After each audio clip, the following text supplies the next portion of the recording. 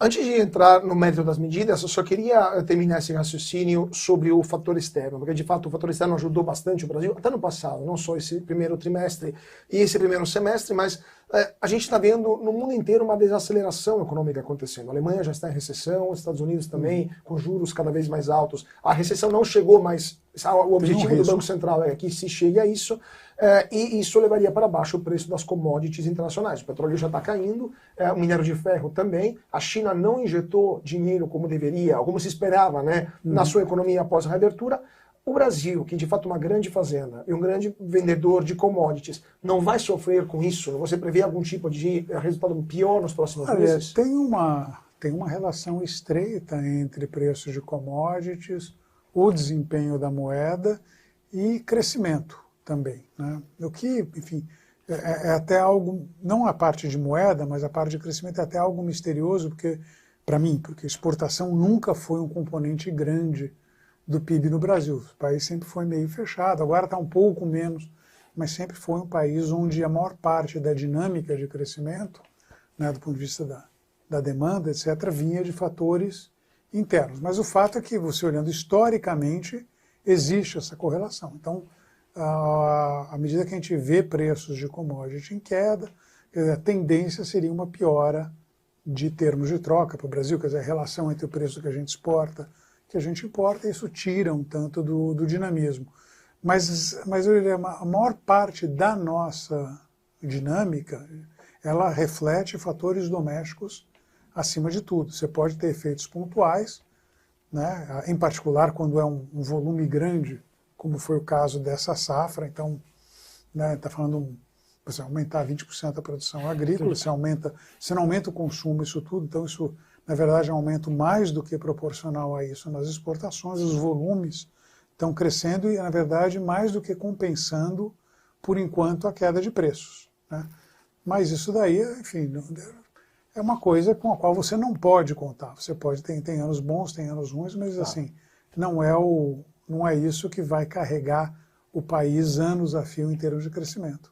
Falando na questão de, então, dinâmica interna para o crescimento, o governo atual ele tem uma visão ideológica, vamos dizer assim, de taxa e gasta, né? Ou seja, arrecada e gasta, basicamente. Até a ordem inversa. Ele primeiro gasta, ele ainda não conseguiu arrecadar. Pois é, eu queria também perguntar sobre isso. Mas assim, esse fetiche do multiplicador keynesiano, podemos dizer, né? Então, o que você acha? É uma fórmula que já deu errado no passado, a gente viu o fracasso acontecer, eles não aprenderam, não esqueceram de nada, mas não aprenderam nada? O que está acontecendo? Nem os Bourbons, né? Não esqueceram nada, não aprenderam nada.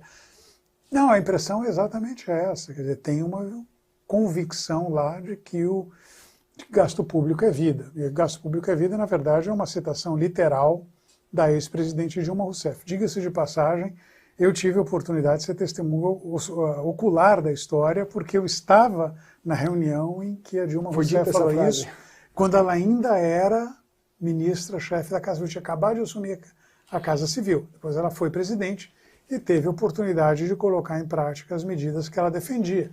E a gente viu o que aconteceu. Quer dizer, a gente teve um desequilíbrio fiscal gigantesco, né? Mas até mais ou menos 2011, 2012, a gente estava segurando as pontas. 2013 em diante, o negócio foi embora, né, do ponto de vista fiscal. E acabou com uma série de consequências à época, né? Então, ele alimentou a inflação, né, para segurar a inflação, usado que não podia subir juro, né, você recorreu ao controle de preço, o controle de preço quebrou a Petrobras, quebrou o setor elétrico, né, de tabela foi o suco coleiro também na história, por causa do controle de preço de combustível.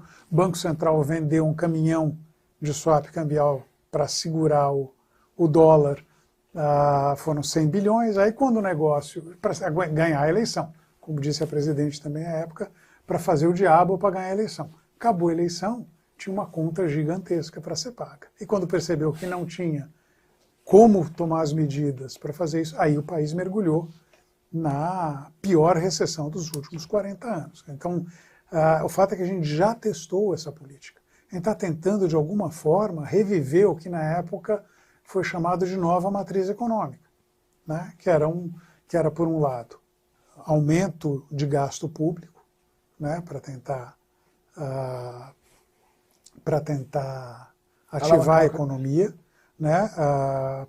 Controle de preços, agora a gente está vendo de uma forma mais mascarada, mas a gente já está vendo a política de preços da Petrobras sendo discretamente alterada exatamente por força disso, né? Ainda não conseguiram botar o Tombini de volta no Banco Central, mas estão tentando. Quer dizer, já está colocando lá um proto-Tombini, né? Na verdade, até o truque é o mesmo. O Tombini foi colocado no Banco Central originalmente como diretor, né? Eu era diretor à época, né? A gente demorou exatamente uma reunião para entender o que o Tombini estava fazendo lá. Depois a gente entendeu, né? Então, a zero jogo ele foi colocado lá para fazer, né, um contraponto ao que era visto como uma diretoria conservadora e, eventualmente, virar presidente do Banco Central. Parece com alguma coisa que a gente está vendo hoje, né?